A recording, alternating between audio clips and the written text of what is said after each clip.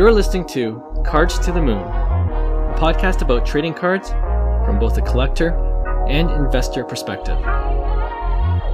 We hope you'll stick around for the ride as we take a deep dive into the state of the hobby, share some hot takes, hopefully some useful advice, and fun stories along the way. Hey guys, welcome back to Cards to the Moon. This is episode 192, and my name is Clark from 5cardguys on Instagram and 5cardguys.com. Co-hosting with me, as usual, is John, who is Trade You at Recess on IG, and we got Will back for another episode. All right, off the top, guys. I know we've talked a lot already on the pod about the 2024 Topps Series 1 baseball set that's coming out, I believe, in a week or two. But there was another announcement made by Topps, and I think it's actually pretty big news. That announcement was that the 2024 Topps Series 1 blaster boxes will have redemption cards inserted for signed baseballs and other memorabilia. Okay, and I think it's an exclusive for blaster boxes. So thoughts, what do you guys think about this? Would this make you buy more blasters rather than a hobby box even? So the initial news of it, I think, was pretty cool. You know, the initial reaction is, oh, that's great. Give some chase and some value back to the little guys and the dads right. and moms with their kids. I think it's a great initial reaction. And then the business side of it, you're kind of like, okay, I kind of get it too, because they don't want to lose the supply demand of selling blasters for 40, 50 bucks. So they basically have to add a little bit more to continue to entice people on the demand at that price point without having to, revert back to going back to 30 bucks or, obviously, like if I was, the Topps president, I would be working hard diligently to keep that price point as much as I can and not ever have to revert back to 30 bucks or 25 bucks or 22 bucks. Right. So, right. From a business standpoint, it makes sense, but for the time being, just looking at it, I think it's great. And who knows how hard this is to get. It might be extremely difficult, and it might be almost like a non-news point when you're actually ripping, but it is good to see that blasters are getting some value.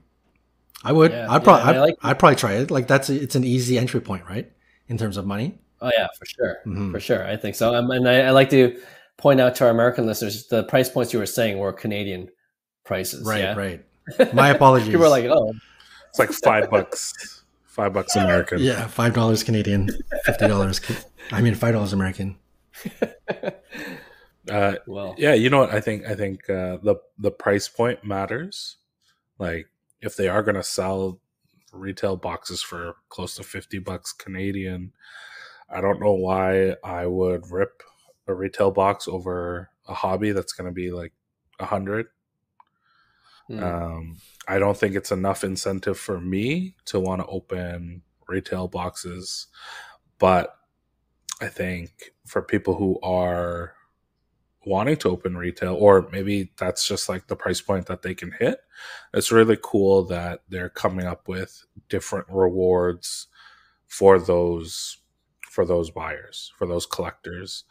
I love the idea that they had previously with like holiday related inserts, even if they were numbered, like the Halloween stuff, right? Like the bat was like out of 10 or some cat or something like that. Like I think it's cool. It's like me as a collector, when I go for rainbows, I don't even consider those as cards to collect. Like I just completely ignore them. If someone's like, "Oh, did you collect the Halloween set?" I'd be like, "No, of course not. That's for kids." Like, and so it's good. Like the kids who want to collect and the kids who want to chase, they have these numbered cards, or they have these memorabilia and different rewards and stuff like that. So I really like the idea. I mean, it's way better than opening a box of retail and having a manufactured relic that's completely useless. So yeah, those are the worst. Yeah, so good for them for creating a little bit more of a chase. So I like it. But you still go for the hobby box, eh? Even if it's a one autograph or one relic, you still got that kind of coin flip. Yeah, I honestly wish that's my big wish that Fanatics would change that, because I am getting skunked. Like a guaranteed just auto. one guaranteed auto, please. Yeah, like, right. Is it not guaranteed auto this year? It is, isn't it? Is it? I don't think so. I could have sworn we talked about that. Because if it is, I just double check, but on the marketing material, it says one auto. Like on all the websites, it says one auto, one relic. Oh, so I don't know. Yeah. So I'm going to be hitting all those relics. So yeah. I mean, I like you guys, I love it because I buy blasters anyway. I rarely buy like hobby boxes of certain sets. Like even like Heritage. Like I love Heritage, but I'll just buy one blaster just to get a fix, really? Right? Wow. Yeah, like I don't buy the hobby box. I'll buy a hobby box of Top Series 1 because that's like $100 or so, right? But and I'll take the chance of getting a relic or auto. I think I have better luck than Will. I usually get the auto, but for other sets, this is a great incentive for me, not just to buy one blaster. I might buy even two now. If I know that I'm not going to buy a hobby box, I'll splurge and try to get that too. And, I probably won't get the redemption card anyways, but it's a good way to get people, to buy more blasters, I guess. We'll see how that plays out. And I'm sure there'll be more content out there of people hitting these redemption cards. So that'll be kind of cool to see what the signed memorabilia are too, right? Like which players, who signed what, and it'll be kind of cool to see if it's like, even one of the stud players like J-Rod or Acuna, who are a big part of their marketing plans, apparently, right? For Topps. So yeah, we'll see. All right, let's go on now to today's hobby headlines. All right, so every time there's a profile or major interview that involves Michael Rubin, CEO of Fanatics, we always like to review the article and highlight anything interesting that might have been said in the interview. Now, the most recent article in the New York Times, I think a couple weeks ago, or maybe even a week ago, it was titled, "Will Fanatics Upend the World of Sports Collectibles?" Okay. And there was a lot that wasn't really new, to tell you the truth. Like it's something Michael Rubin has said in other interviews on other podcasts, but there were some interesting quotes. So I'll go over a few of them and then we could just talk about whether we agree or disagree with it, or if we had any other thoughts that might be related to what was said. All right. So I'll start with some of the context. And one of the paragraphs, it says, 2 years ago, Fanatics reached a deal to become the exclusive trading card partner of Major League Baseball and the baseball players unions. It then bought Topps, the iconic trading card maker, for roughly $500 million, becoming a kingpin in an industry worth an estimated $44 billion, according to Verified Market Research, a data firm. So that's some context for you. We knew about the $500 million purchase of Topps. I didn't know about the $44 billion worth of the industry, but that sounds like a pretty big number. Right. And the first quote I wanted to talk about is from Mike Mahan, who leads Fanatics Collectibles, right? And he says, "This is an industry that's lived in the shadows for all intents and purposes, and now we're bringing a degree of prominence and relevance to it and making it cool, fun, and exciting." So do you think Fanatics has done that? or does this have a long way to go in terms of making the hobby cool, fun, and exciting?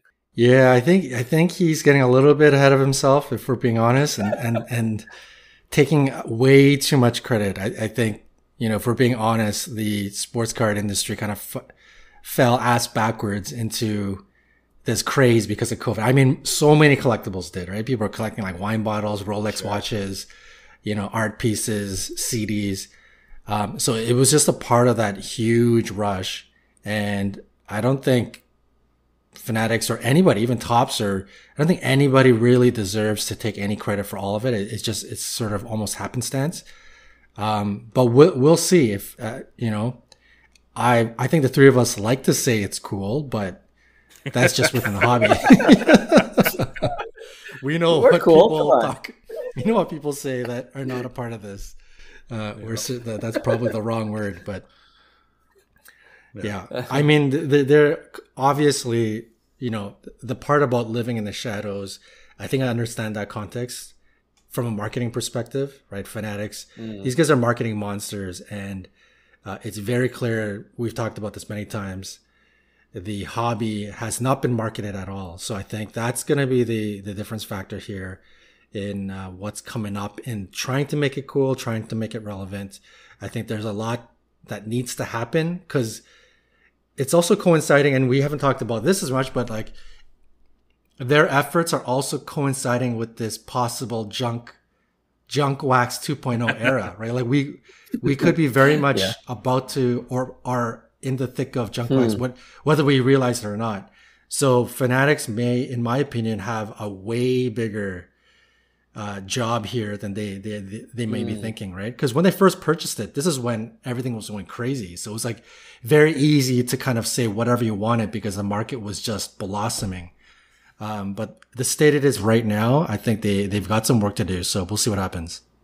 Yeah. Good point. Yeah. I mean, like John said, I wouldn't say cool because the other day, I forget who I was talking to, but I mentioned that I every once in a while do a podcast with a couple friends, and they're like, "Oh, awesome. Like maybe I'll check it out. What's it about?" And I said, "Oh, sports cards."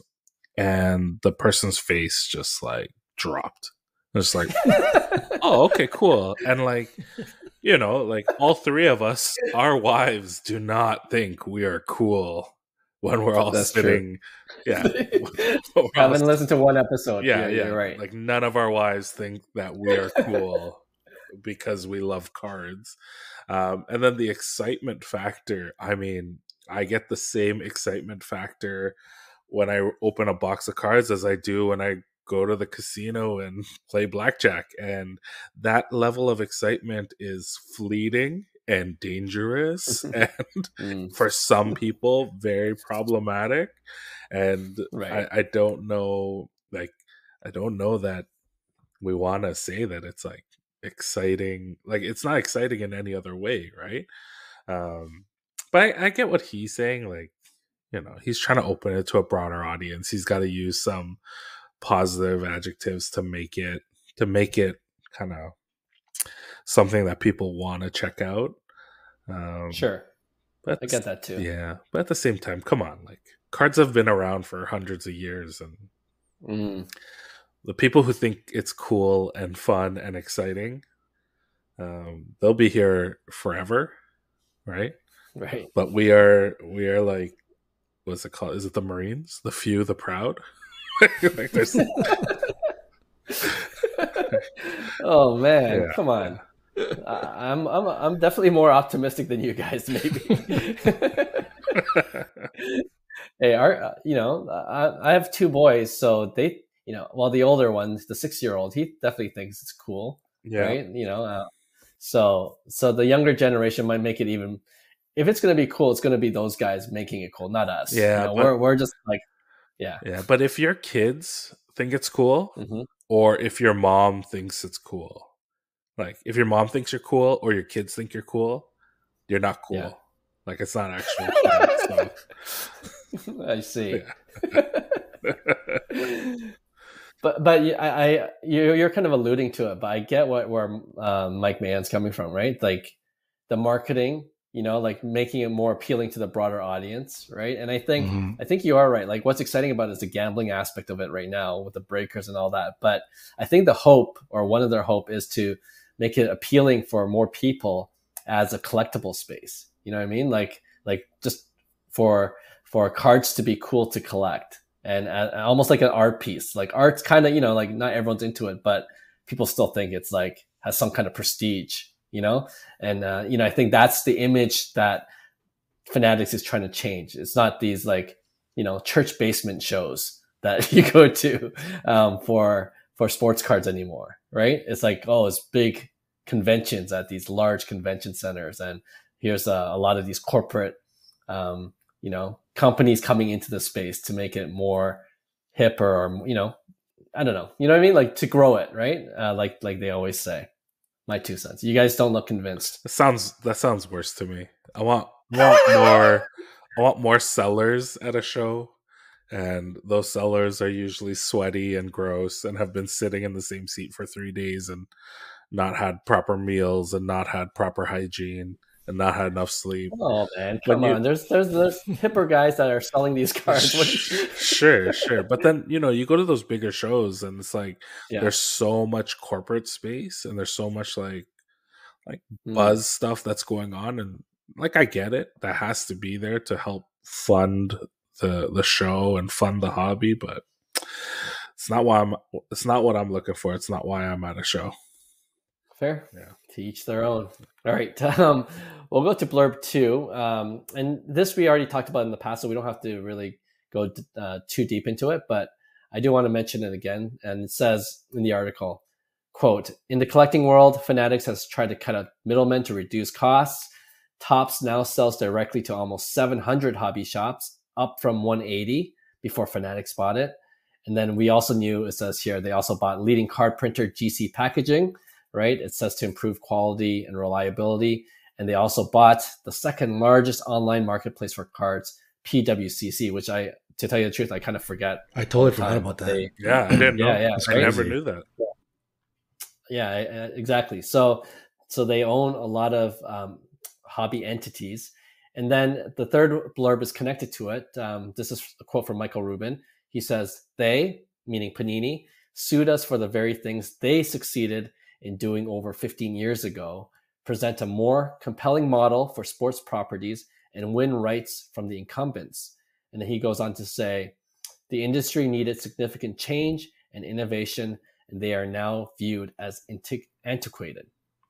So do you think that's a fair assessment by Michael Rubin of his main competitor, Panini America? Did he drop the mic immediately after? That'll be a good mic drop moment. He just laid a smackdown on them. Essentially, that whole quote is "na na na boo boo." Like we beat you. Like that's tough. Yeah. To be honest, I think Hyung would also agree. Like if leaning on our other co-host, I would say, because he's usually on the side of marketing and Fanatics and business movement and stuff, and I would say the industry needing significant change. Old practices are viewed as antiquated. Yeah, I think I agree, because Panini and Topps, in my view, and perhaps in the view of many people, I think they've been really lazy. They've been very lucky to have had this huge burst in the industry, and they really haven't done anything to give back or to spend in marketing dollars or to provide more and more incentive for buyers. They just continue to print more and more and raise prices more and more and just take advantage. And if hopefully something happens here between Panini and Fanatics, but on its current course, without Fanatics stepping in, we certainly would have been completely, like jumping into the deep end of Junk Wax 2.0. Like there's no question. Just more printing and more money. And it's just more about,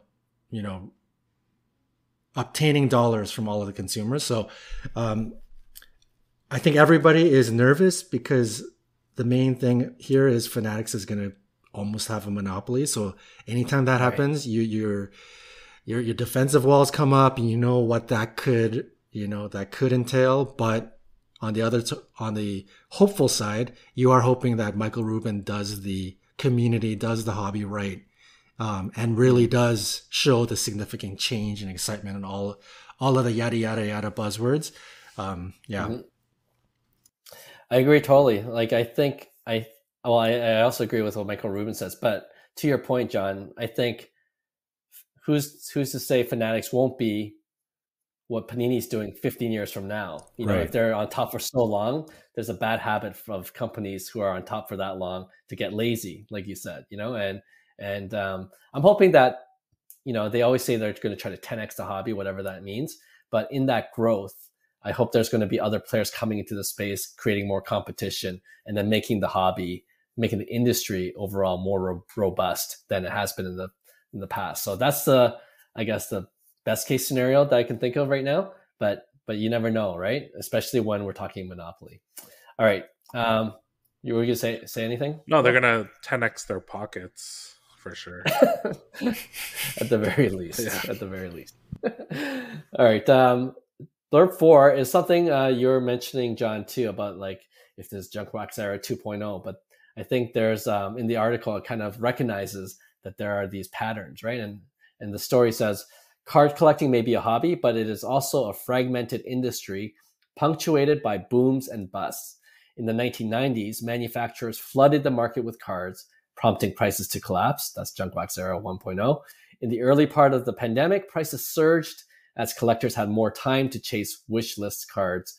The market has cooled some, but here's an interesting ending to that sentence. But the article says, but remains strong.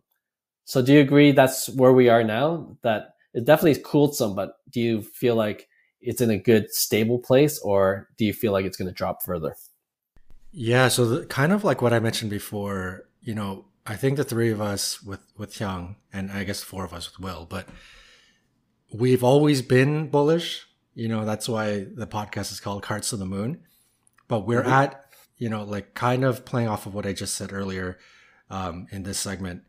We're kind of at a crossroads. So we're like tipping potentially on the scales of heading into Junk Wax 2.0. So I think there's a little bit of a dance that's going to happen here to make sure that the demand is the demand. Has it remained strong currently? I think so. I think that's a very accurate statement. But when you look at, for example, was it Slap Stocks or something released an IG reel, IG post today about the, Panini Prism now has 65 parallels, up from 51 from last year, right? And they had this new list of so many parallels, and you should just see the comments. Like people just see, here we go again, Junk Wax. Like you guys need to stop like spending these absurd amount of monies on ROI that doesn't exist. And like the what's different about the current market versus the 90s is in the 90s we didn't know about print runs and we're just buying because that was the thing to do. The current market is a lot more savvy. Like the customers, and we all know about print runs. We're very aware. So I don't think this is a situation where Panini or Topps or Fanatics can just throw product and make new product and print more product and just continue this cycle for years. And it's not going to last years and years. So that's I think in this next year or so, we'll see what happens. I think if they go over the top, the customers, the hobby is going to respond accordingly and be like, I've had enough of this. This is absolute garbage. Or if they continue to innovate and provide more and more value for the money, that's where the demand will continue to stay, right? So it's going to be, I think we're right on that, Yeah, I'm with you. Yeah. Mm-hmm. Yeah, I feel like you're saying, John, the customer base is becoming more savvy. Like even in our group chats, and even when we're talking about cards, we're not chasing base. We're not chasing silver prism. We're not chasing non-numbered stuff. We're going after like the higher end, the lower print numbers. And so I don't know. For me, like if I see Panini, I don't really collect too much Panini product anyway, but if they introduce another parallel, baseball does it all the time, right? Another color and whatever, I just disregard it. I don't care about it. Like that Halloween set, it's like, oh, they got this cats and bats and rats out of 10. It's like, okay, cool. Like I don't ever want that card, but I'm glad it exists. I'm glad that someone's gonna enjoy that card and value that card. And I feel like just in general the hobby like is becoming smarter about what they're chasing after and all that kind of stuff. Like I remember even a couple years ago during the height of it, there's that product Topps Clearly or even like Topps Archives. And then where they buy back the card and then they put a one of one stamp on it and then the player autographs it. And I remember seeing people post like, oh, 1 of 1, like who wants to buy this? $10,000. And people are like, that's just a base card that they just took back. And then like Right. even the auto, it's like it's usually in like really thin like pen. Like I don't know why they use a ballpoint pen, The old school ballpoint pen, where right? you like crease up the card. Yeah, so it doesn't even look good. And then like back then, like you try to tell some of these people, it's like, that's not the same as like a rookie auto. And they're like, no, it's from his rookie year. It's his rookie card and it's autographed and it's 1 of 1. It's like, no, it's different. It's not the same. And like, yeah, so I feel like people don't do that as much. People recognize, oh, like Topps Clearly or Topps Archives, those aren't as good as the true rookie autos or Bowman Chrome, like first autos and stuff like that. So those cards will continue to hold value and have value. But I think just us as collectors, our eyes have shifted to focus more on the rarer stuff. And all the other cards, those are the ones that will fall down in value. I think early on you had a podcast guest. I forget who it was. Maybe Refractor Jones. I forget. It was someone. And he was talking about how like almost all cards will go to 0 value. Yeah. And it's just like, right. At first that sounded like doom and gloom. But then when you think about it, you're like, yeah, you know what? None of these cards should be worth anything. Right? Like a base rookie shouldn't be worth anything other than passing it to a kid and the kid being like, oh my gosh, I love this player, Yep. Or being part of a Topps buyback program, Yeah, that's cool too. I do appreciate that. And I think that's the key. Like I agree with both of you saying like the customer base is getting generally more savvy in the hobby, but the innovation will be the key in terms like exactly what John mentioned earlier. And I think the next quote kind of speaks on it a little bit, and we don't have to elaborate on it, but I just wanted to kind of tie that in. And Michael Rubin here again says, the thing that I'm most excited about is the idea is 3 years old. He said, adding that Fanatics Collectibles generates north of 1 billion in revenue. And he goes on to say, we took our first sale in 2022 and we've done so much in less than 2 years, but I think we're like 10% of this journey, 20% of this journey. So there's so much innovation coming. So end quote. And then end of the day, I guess you either believe him or not, right? Like if you think his excitement and his zeal is legit, then you should be excited for the hobby and all the innovations coming in. And I'm to tell you the truth, if Hyung was here, I'm sure he would agree with me. I think we lie more on the side of, yes, we kind of believe what Fanatics is doing because their track record in the last year and a half, especially with their marketing and with their different, launches has been great, to tell you the truth. Like I can't, and getting, and going back to the cool factor, I think really it's just Michael Rubin inviting his celebrity friends that's making it, cool. But of course he can't do that all the time, right? But it's a good start. And so I'm bullish that way as well, that Fanatics is involved in that way. Right. Did you guys, side story, did you guys see the Topps Instagram post? I think it came out like literally right before we jumped on this podcast with Michael Harris going undercover to the card show. I thought that was pretty cool.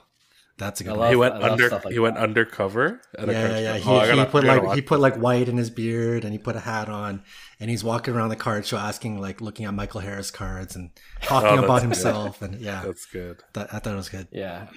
I love those kind of undercover stuff. Yeah.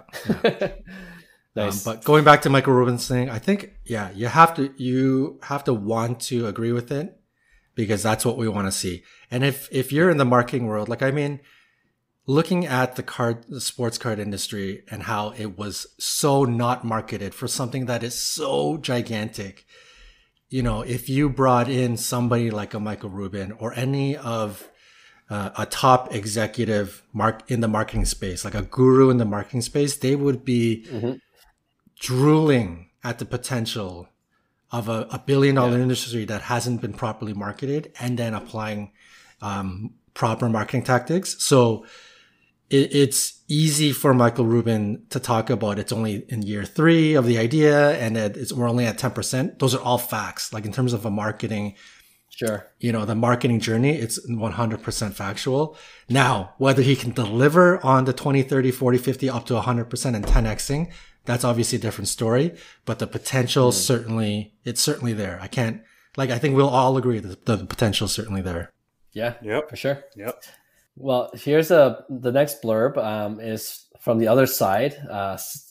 Jason Howarth, he's a senior vice president of marketing at Panini. Okay, and this is his quote: "We are the leaders in this space and have grown this category into what it is today." And then he says the global revenue for Panini from trading cards topped $1 billion in 2022, which is up from $200 million in 2010. And then he goes on to say, "We were the first trading card company to embrace case breaking when no one wanted them. And we have over 2,000 athletes, including NBA MVPs and Super Bowl MVPs, who sign our cards." They did. Thoughts? They did. Yeah. Oh, I don't. Like, not to harp on them even further, but Panini just continues to. I mean, like, it's such an arrogant, sentence quote, because like, Panini had a huge. I don't know the story. Like, I don't think we weren't collecting in 2010 during the transition of Topps Chrome to Panini, but clearly when you have a huge shift where you get to take over licensing, and Panini at that time wasn't necessarily big in the sports card space, and they saw the opportunity to really make an impression. Obviously, you're going to put big time dollars into pushing and gaining revenue and gaining market share. So did they innovate in that space in 2010 and 2011? Perhaps they did. Are they, have they grown this category into what it is? Absolutely not. Like they're like everybody else. They fell ass backwards into $1 billion profit in 2022. This is my personal opinion. Right. I don't really understand what they're the first card company to embrace case breaking. I guess, like maybe breaking was frowned upon and companies didn't want to release to people or LCSs that were known to be breaking, but they're the first to be like, yeah, you're going to break like on a YouTube channel. We're for it. We'll continue to provide more stock. Like, I don't know if that's what they mean by that, but it's they're clearly on the edge we don't know what's going to happen to them. So he's got to say whatever he's got to say and pump up his brand. And it comes off, like if you were in tune, if this SVP was in tune with the hobby and knew where Panini stood as a brand and how we're viewing Panini right now, I think he would have been a lot more careful in how he comes across to the audience of all of us, right? Me personally, sure. I just feel like he's a bit out of tune. He's a bit out of tune to be speaking like this. I know he has to speak like that, but I don't know. It's a bit nonsense to me. Yeah. It's like saying like, oh, we really embraced breaking. It's like, what do you mean? Like, you embraced your customer base who wanted to buy more of your product? It's like, oh, good for you. Like, guys, we're so great at this. We these people want more of our product, and we said yes. Like, we're so innovative. We did it, guys. And then, like, I don't know. Right. They say like started in 200 million in 2010, and it topped, was it 1 billion in 2022? Yeah. But it's like, do you see like this steady progression, or was it like everything else where in 2022 everything went crazy, or was it 2021? Good question. Yeah. So it's 22, yeah. Yeah, it's like you were spinning your wheels for 10 years and then a pandemic happened and we're all stuck at home, and then the hobby went nuts. It's like, did you create the pandemic? Like, was that your invention? Like John said, you fell ass backwards into this. Yeah. And you're lucky to make a lot of money because you had exclusive rights. Like, also you have exclusive rights to a product. Like, you should have made more. Yeah, you should make more. Like, you should have figured out a way to hold on to your exclusivity. That would have been the sign of you being great at this, right? But no, Panini came in and they just took everything. They took your managers. They took your Right. your staff. They took any ideas that you had. They just took Yeah. all your licenses. They didn't even ask. They just took it. And Well, you know, I agree. I tend to agree with you guys, and I kind of feel bad because we're bashing on Panini so much, and I don't know what it's going to take for them to turn things around. Like his quote sounds kind of desperate to me. But just to be fair, later on in the article, there is a store shop or a hobby shop owner in Lyndhurst, New Jersey. His name's Mike Calvanico, and he's been a shop owner for 40 years. And it says he focuses on selling boxes and cases of cards and not singles. And then the article says success to him are card series that have high resale value.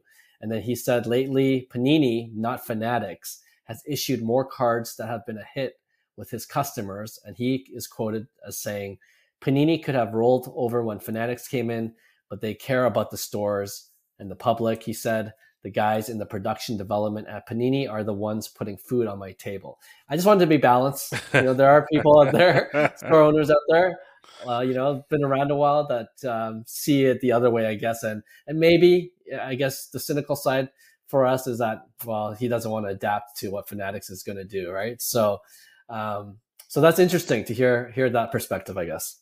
I mean, if you've ever wondered what an industry plant looks and sounds like, it's that guy. Another conspiracy theory.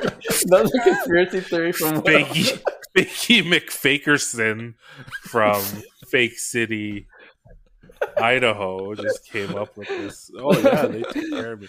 But it does kind of hint at this thing about like Fanatics really cutting out card shops and stuff like that. So I mean, I get why why the card shop owner is gonna say it too, because he's scared that he's gonna lose his livelihood, right? Sure, yeah.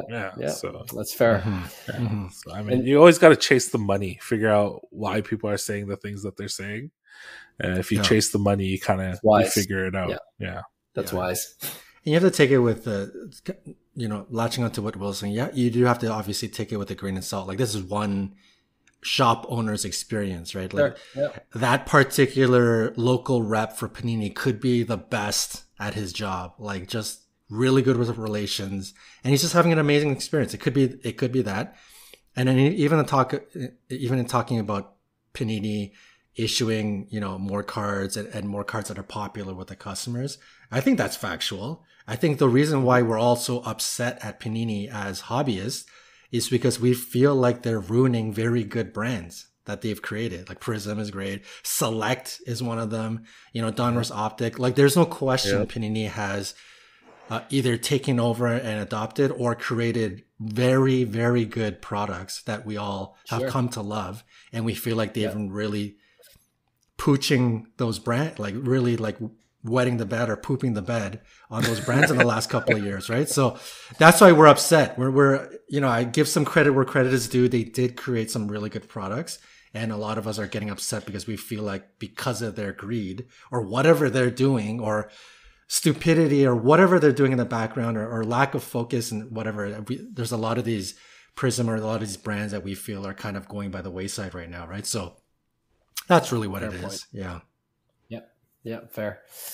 All right, one last blurb, and then we'll wrap up hobby headlines. But this is surprising to me, actually. The article says the promotion, and they're talking about the MLB debut patch. The one where, for those who aren't aware, the rookies of last season, they wore a patch on their jersey for the first game they ever played in the big leagues, and then they took the patch off the uniform and they insert it into the cards, which are all in Topps Chrome update right now.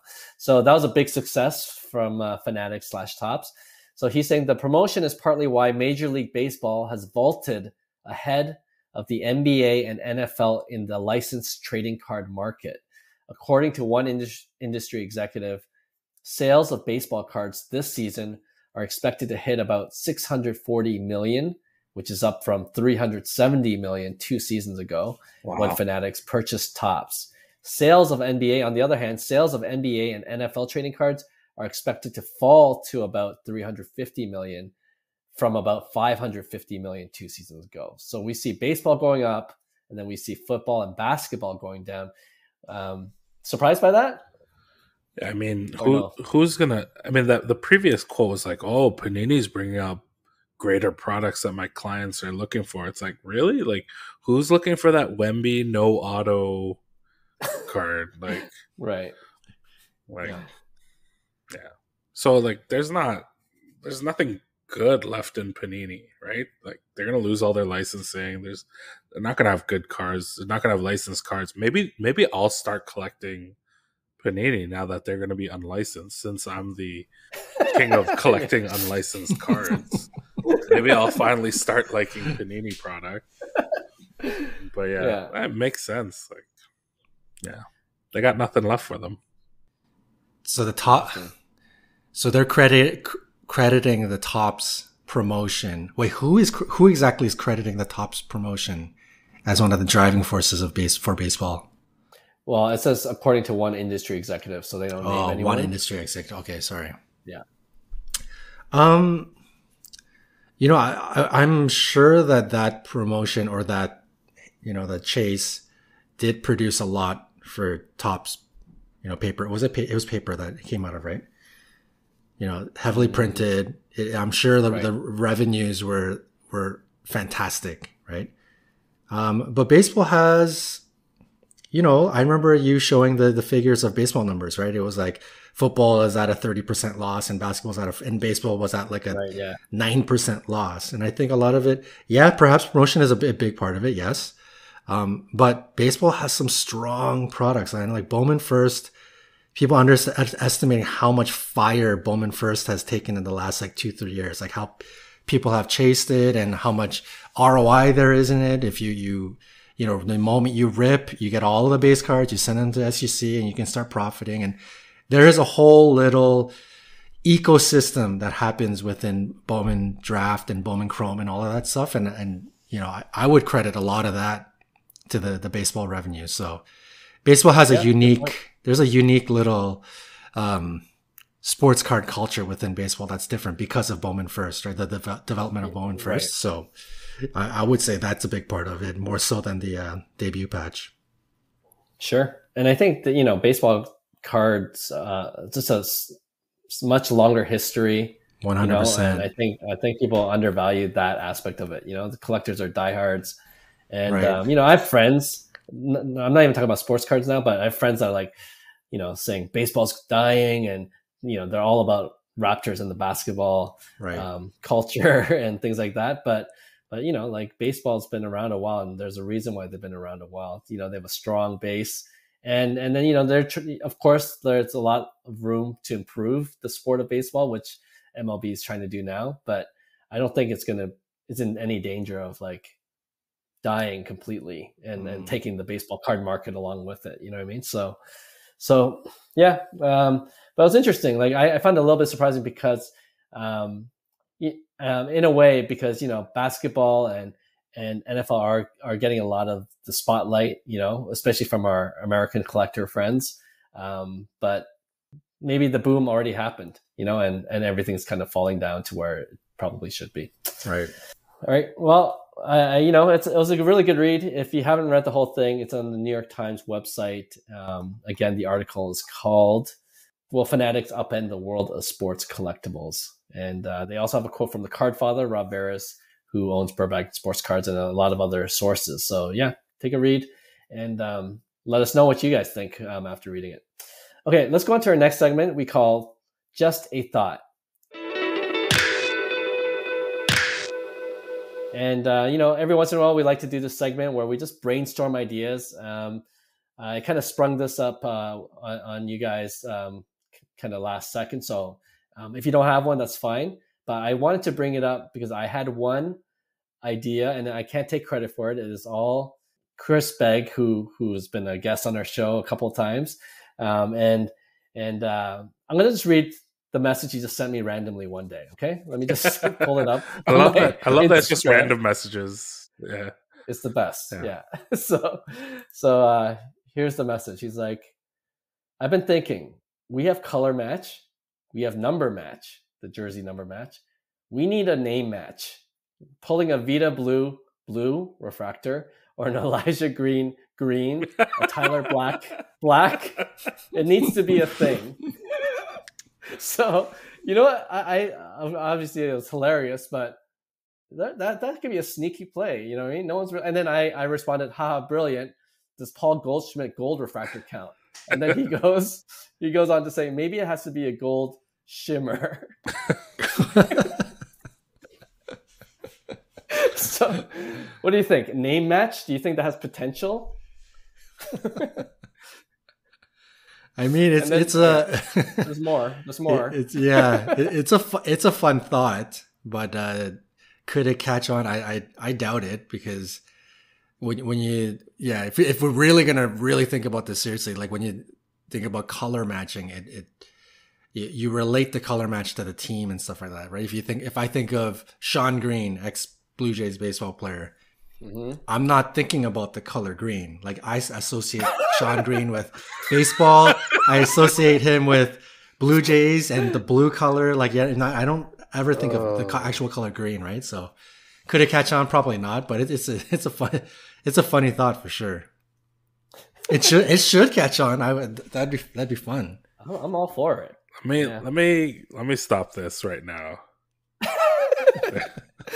Come on, don't burst our bubble. Sure, you have Sean Green, you have Devon White, ex-Blue Jay. Oh, Devon White. And then you have the Toronto Raptors first round pick from this year, Grady Dick. Oh no. So we're gonna do a name match. I see. You're thinking it's there. What do you think that card's gonna look like? Because let me tell you, I'm not gonna want to own it.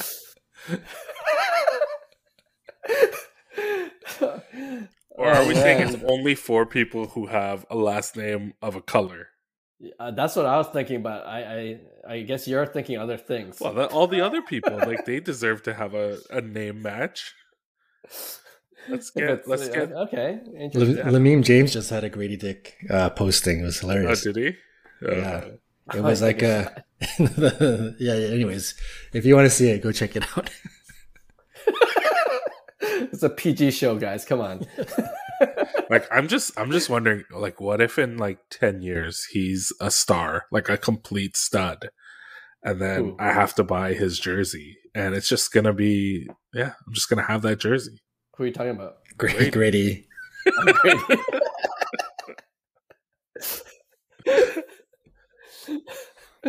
He's gonna be in my hall of jerseys. Like, I have a DeRozan jersey, I have a Lowry jersey, I have a Valanciunas jersey. I just picked up a Pascal Siakam jersey, and then there's gonna be Grady right there. Oh man, he is a meme just waiting to be bursted. I love his attitude. He's got such a great personality. You know, he has to be used to it by now, right? Like, he grew up with that name. It's like he knows how to play it off. Anyway, that's a fun one. You guys have any other just a thought ideas, or was this enough for the day? Oh, I got one. It's not as funny. Do I have to start it with just the thought? Like, is that just a thought? I think we should just get rid of grading altogether. Whoa. Yeah. So what I think is, if I can see a noticeable defect with the card, it should be a 9. We'll go PSA grading scale. Okay. If I can't see it, like, after looking at the card for 30 seconds, if I don't notice damage, just make it a 10. Okay? If I can see damage immediately within a minute of looking at it, or 30 seconds of looking at it, make it a 9. And then if it's like got some like I don't know, like train tracks ran through it, or like somebody chewed on the edge of it or whatever, then just grade it like as poor or authentic. Like, there should just be 3 levels of grades. It's like clean, okay, and horrible, and that should just be it. Grading should only exist to authenticate and to let you know, like, hey, eye appeal wise, this is pretty good. Because let me tell you, I'm I'm preempting my pick one later on, but grading Okay. is stupid and it makes no sense. And like, you know, it we were talking about junk wax era earlier. You have these Ken Griffey Jr. cards. There's 3 million of them. And then like the only thing that differentiates the one that I have in my card box and the PSA 10, like the one of like real good value, is that PSA graded at a 10, you know? Mm-hmm. And it's just like, who are you, PSA? Like, who do you think you are? Like, why do I have to listen to you about what the value of this card is? Because it's the same card, you know? I don't know. I'm so over grading. I'm so done with it. I really don't have much to say, but it just wouldn't be the same without a anti-grade rant from Will. Yeah. Every once in a while. So there it was, folks. There it was. Just the thought. Can we get rid of grading altogether? No. Will's trying to make every time he comes back, he's going to try to, whatever segment we do, he's going to try to make it an anti-grade focus. No, like, you know what? I also wonder, like, in 20 years time, 30 years time, like, maybe will there be less of a value on grading? Like, will we focus more on the rarity of a card? Like, if it's out of 5 red in like Topps product, that's out of 5, it's super rare, and it's like, I don't know, you can't tell there's damage, but it's graded a PSA 9, or in Hyung's case, it's a PSA 7, and he has no idea why it's a PSA 7. Right. Are we gonna look at that and be like, you know what? I'm not even gonna acknowledge PSA in their grading scheme, like how they graded this card, because it looks amazing to me, and it's out of 5. I think it's a super rare card. I'm already doing that. Like I would take the lower grade, even if it's an 8, and it's a lower serial number. Yes, you know what I mean? Like it's slowly happening. Value investor Brent, he's been talking about that as well. Like people, that's a wise, smart move, I think. Yeah, that's the first. That's the first step, gentlemen. It's the first step to toppling, especially for newer modern cards, because the older ones you get, right, because they're no parallels, and the grading is what differentiates the rarity, right, in terms of the condition and all that. But there's no reason for it now. Like to your point, Will, like, no, there is brand new cards out of a pack. They should all be 9 or 10, anyways. Yeah, right? Yeah. I'm there with you. The scary part is that everybody who owns big cards right now, especially in PSA 10 slabs, you're essentially paying for the brand, right? So if in the future PSA collapses, like the value of so many of our investments just will go down the tubes because of just the brand. So that is a scary point.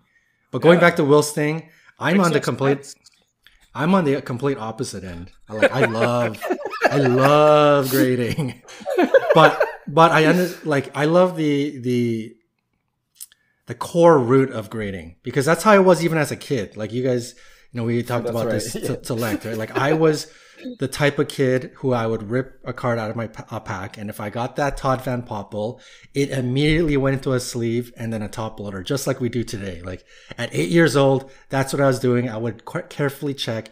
I mean, back then, as a kid, we didn't know about surface issues, but you could tell about chipping.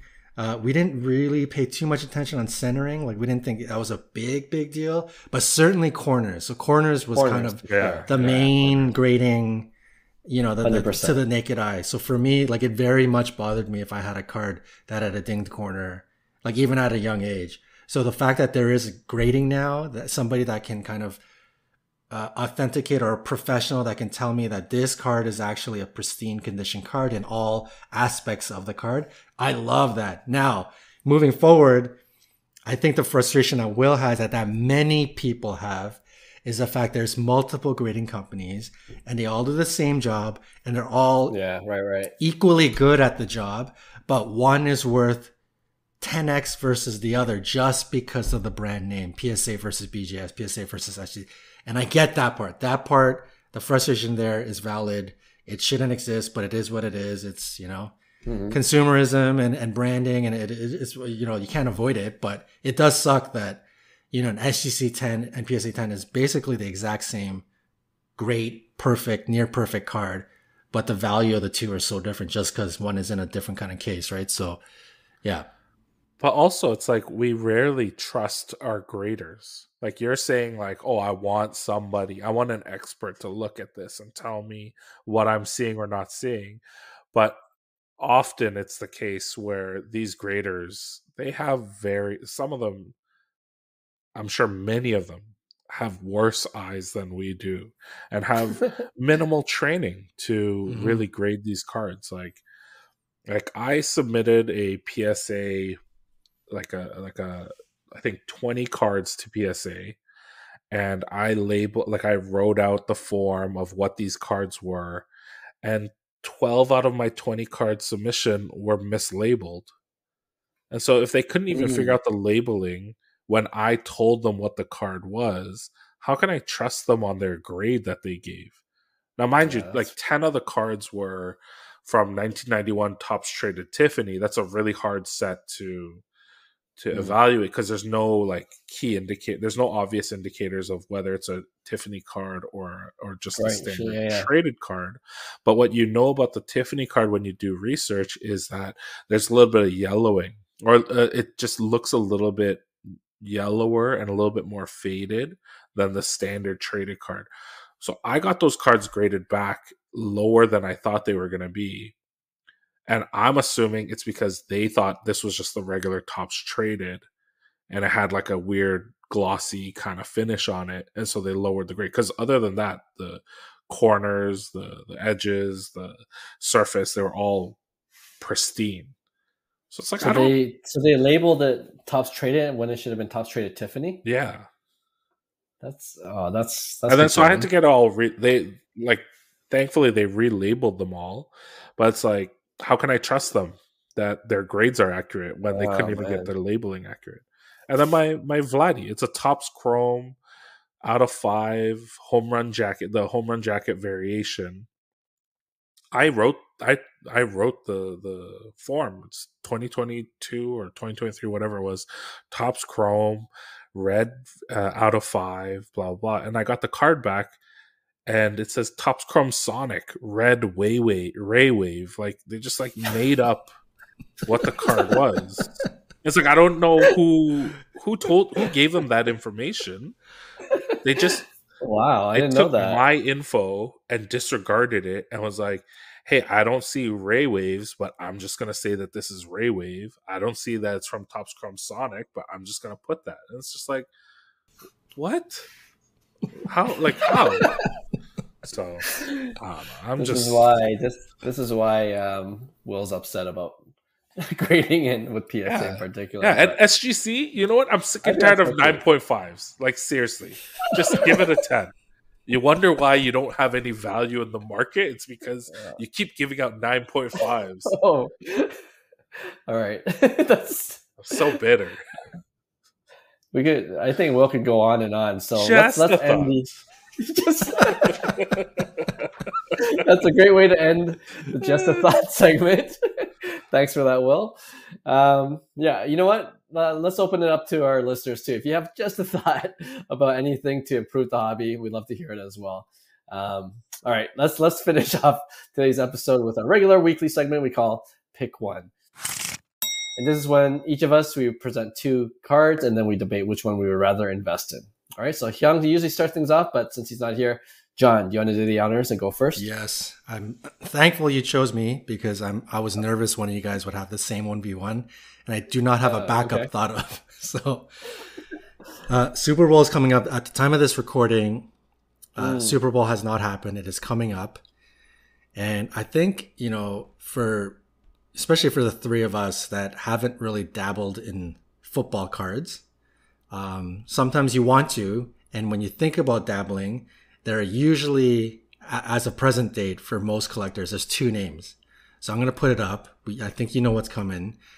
As an investment from this point on, and I'm not going to say specific cards. We can get into that. But for now, Brady versus Mahomes. Who would you pick if you're just picking one person to invest in from here on forward? Is it Brady or is it Mahomes? I'll go first. I would have never picked Mahomes. I would have always sided with Brady.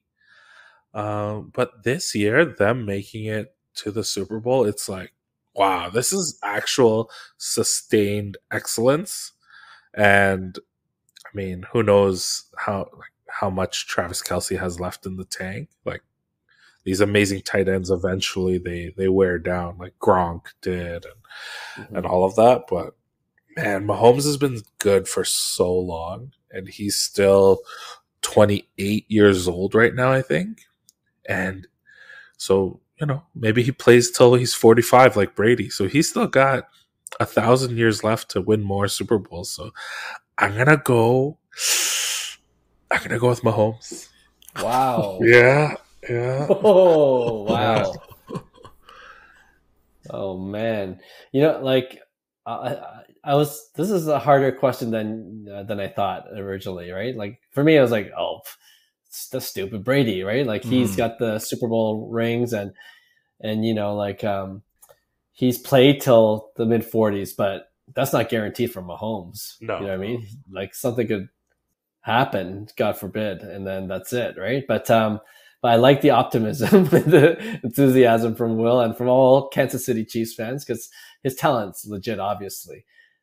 The only thing I was really thinking about is in terms of investment pieces, like Brady's key rookie cards you're paying a premium, obviously, for very all expensive. that he's done so far. Yeah.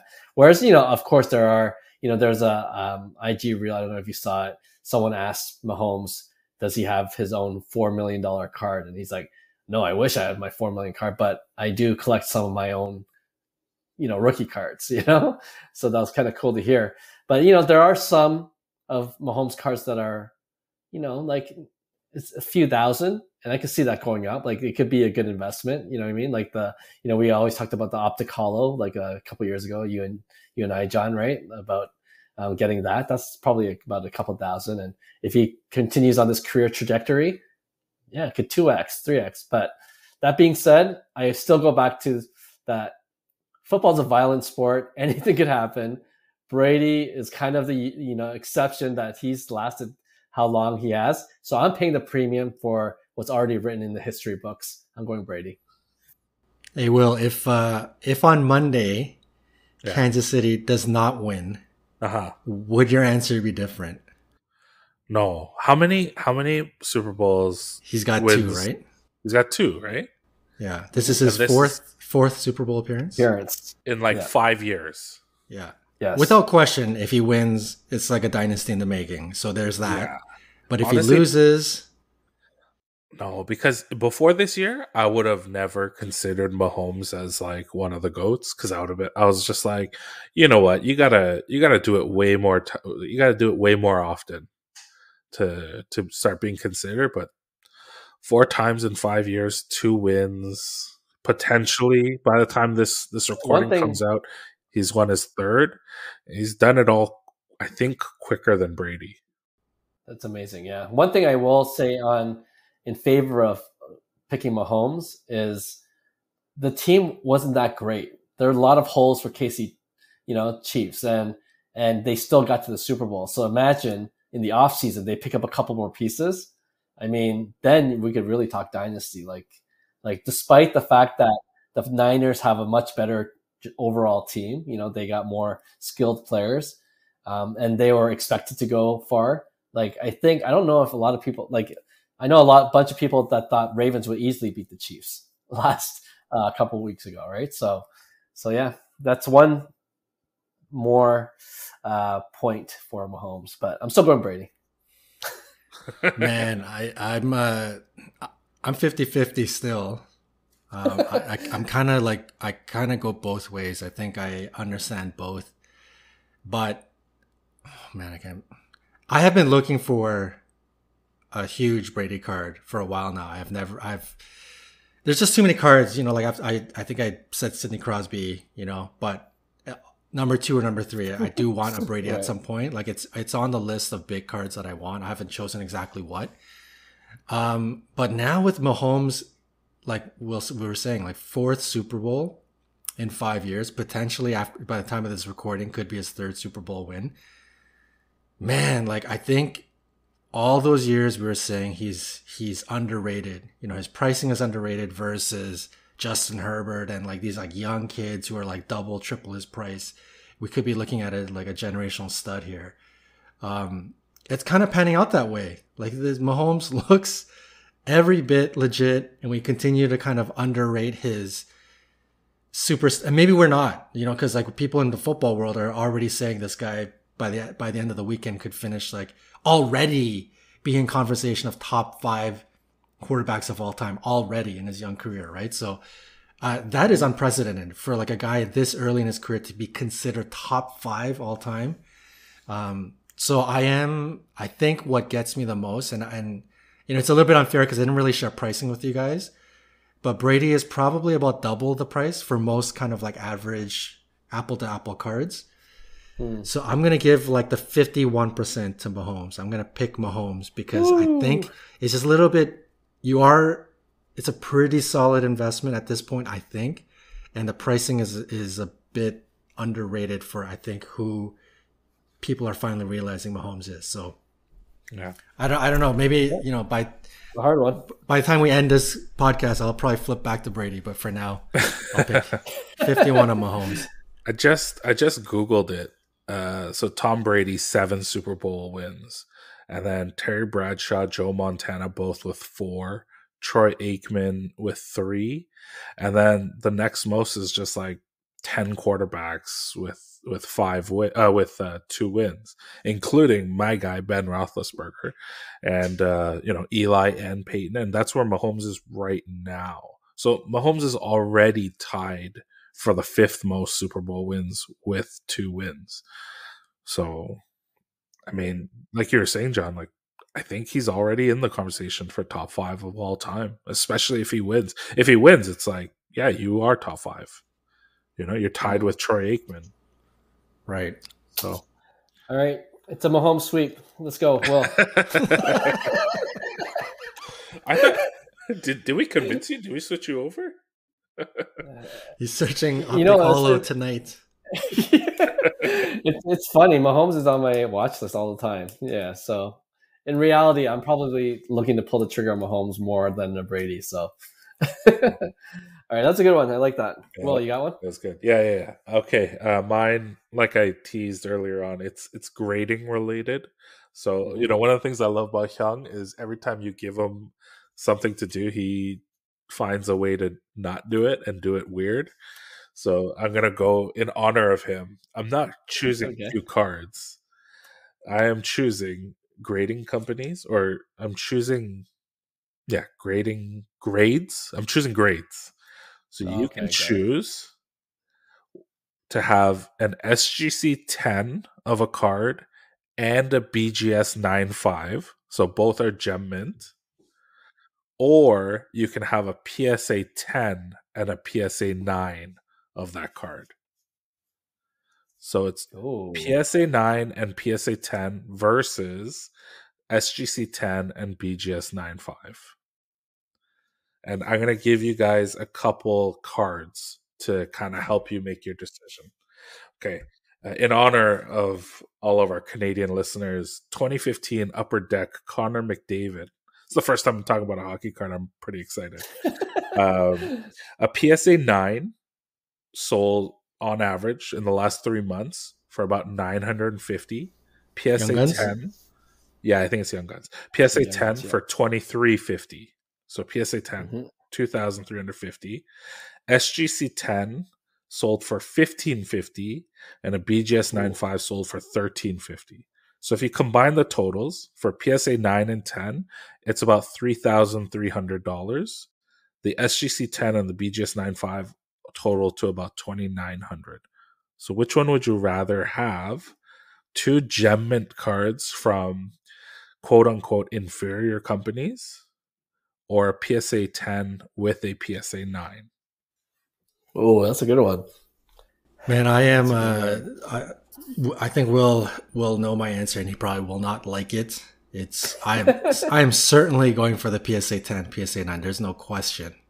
That's an easy one for me. I think in terms of the money value and long term value, because again, if you want to hedge some of your risk and you don't know if PSA is gonna uphold this kingdom forever, there's obviously some opportunity there for BGS and SGC to climb up in value. But for the time being, I think it's an easy answer because PSA 9s are pretty liquid for the most part. Yeah. And the fact that if you're going to PC it or it's going to be a part of like your big collection, I think for the most part, for me, the PSA 10 is appealing. And if I needed to bail on it, the PSA 10 just gives me such strong and such liquid return that it's, that's the unfortunate part of grading right now is even if you do like the tuxedo look of the SGC and you do like SGC, CGC labels because they're clear and the acetate plastic is amazing and immaculate. Whatever reasons you have, BGS, Clarky, you like BGS. Mm-hmm. If you have a huge card and you think it has a great chance at a 10, you are 100% picking PSA to get that money return, right? So it's just the unfortunate part of the way the money and the brand value is shaking out right now. So yeah, PSA 10 for me. I was really leaning, like I wanted to say BGS and SGC, and I might have said it if the comps that you gave us, Will, if the BGS SGC side was higher, right? Yeah. And then I'd be like, you know what?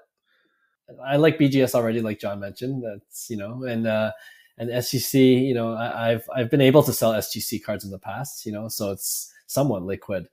And then on the other side, PSA 10 obviously is the king and it's premium, but PSA 9 right now is essentially the price of a raw card. Any good condition raw card that people hope to gem, that's what PSA 9s are going for, So I don't see a lot of value in PSA 9s, but I do agree with what you said, John, that even PSA 9s at card shows are pretty liquid. You get rid of them. You might have to,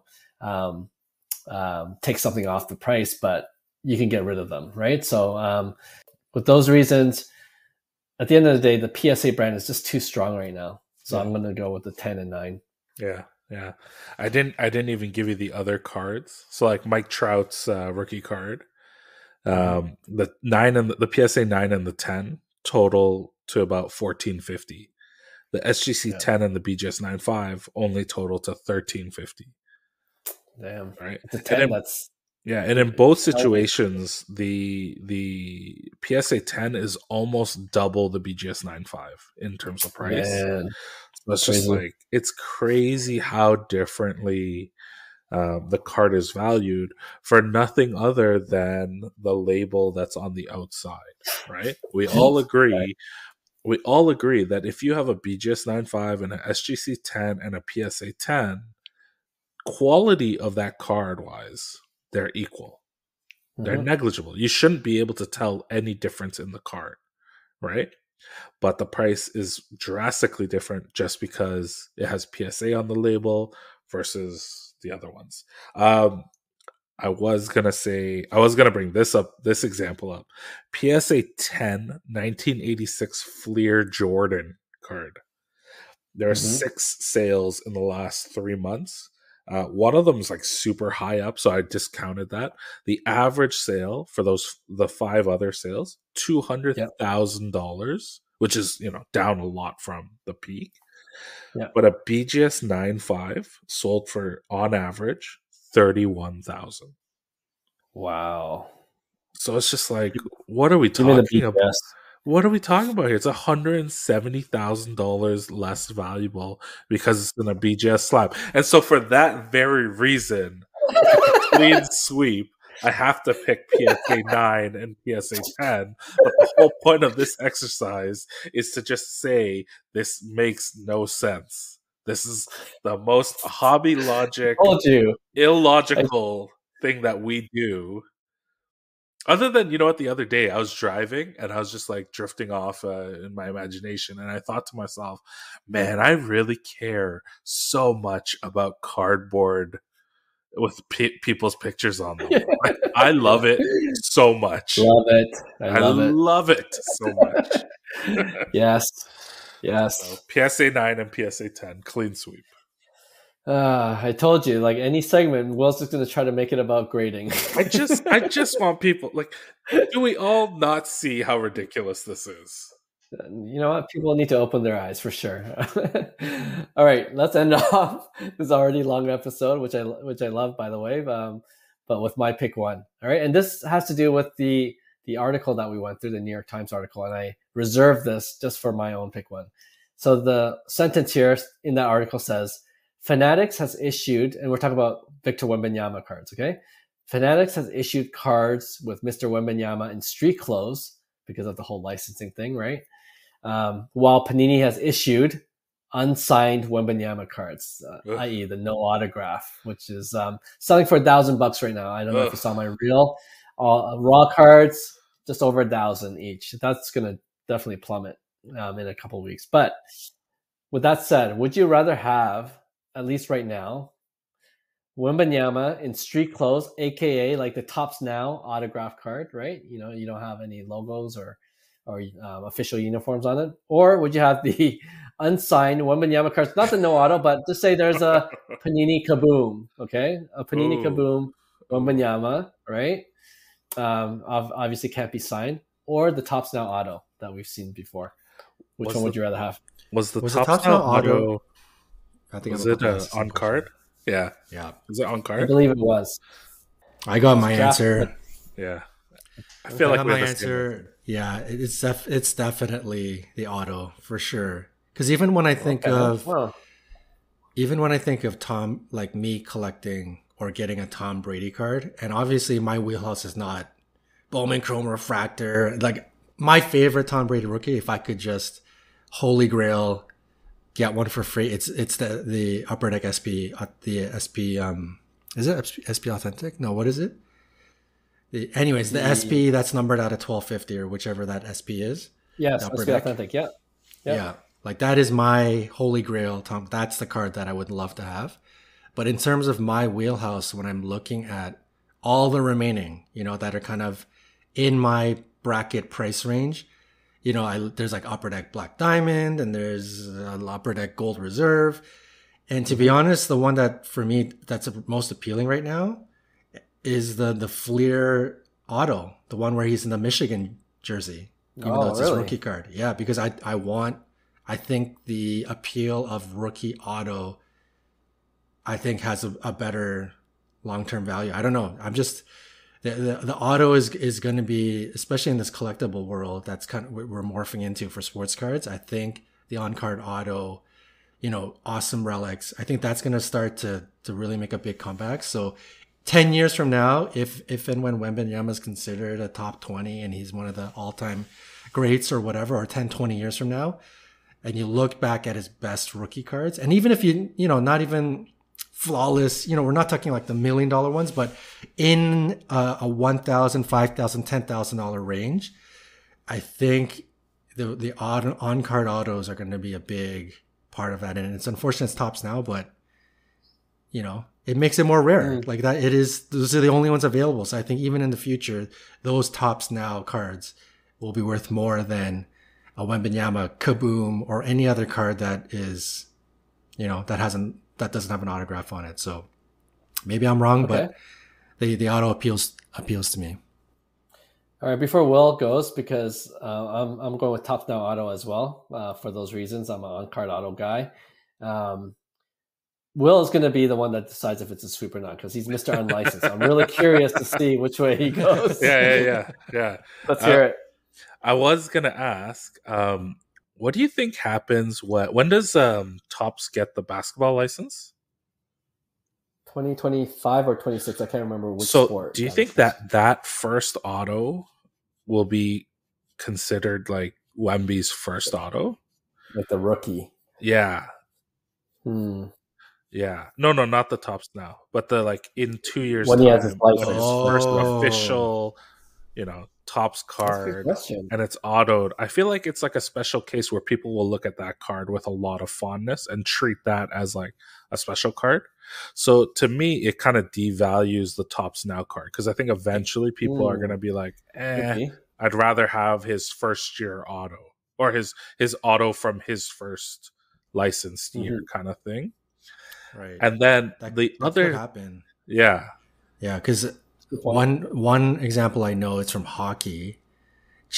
And I guess it depends, right? If they release, let's say, they re-release National Treasures, Wemby, and they put the rookie sign on it with the auto, I think that would make it that's what would make it if they brought back the rookie logo.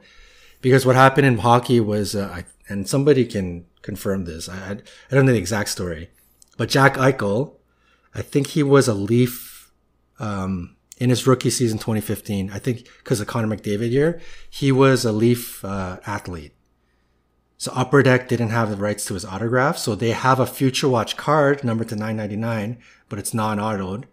And then 3 years later, when Jack Eichel did sign with the NHLPA or whatever and became Upper Deck, they re-released his Future Watch auto with the auto on it in 2018 Upper Deck SP. So you can actually get, or I don't know how you get it. Maybe it was a redemption or whatever. But anyways, 3 years later, they re-released. So if you look at Jack Eichel's Future Watch auto, it actually says 2018 Future Watch auto. And you're like, what the heck? That's not his rookie year, because they re-released it later when they did get the, right? So if Panini or Topps or whoever brings back the proper card with the rookie sign, everything's there, and then Victor signs it just like it would, and if it's years later, I think it could work. You're right. And so because of that, and because I love inserts, so what I'll say is this: if it was the Topps Now Auto versus a Wemby Color Blast,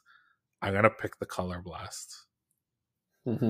If it's that no autograph garbage, I don't even know what set that was. Whatever that top, like it was next day or whatever, next day autos or whatever. If it's that set, it's like, no, I'm not interested.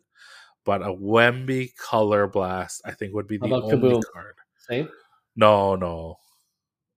I don't really like the newer Kabooms. I'm a little bit of a snob with the Kabooms. I only really like Vladdy and Bo's Kaboom year. All right. Yeah. Okay. Well, I thought I didn't know actually which way you would go, but there you go. Mr. Unlicensed stays true to himself. Oh, Panini's the licensed one. Or the yeah, that's right. Yeah, you're right. Yeah. You guys are joining me in the king of unlicensed. That's right. All right. Well, another fun episode. Whenever we have John and Will on at the same time, we know we're going to go along, but I always have a blast hosting the show with them. So I hope you guys enjoyed it too. We thank you guys for always tuning in week after week, and we'll have a brand new episode for you guys next week. Talk to you then. Bye. Hey, thanks for listening to Cards to the Moon. We'd really appreciate you subscribing to our podcast wherever you listen to your podcasts. And you can also connect with each of us on Instagram at 5cardguys, or you can follow Hyung at Integrity Sports Cards, or John at TradeU at Recess. You can also check us out at 5cardguys.com. Thanks again, and hope to connect soon.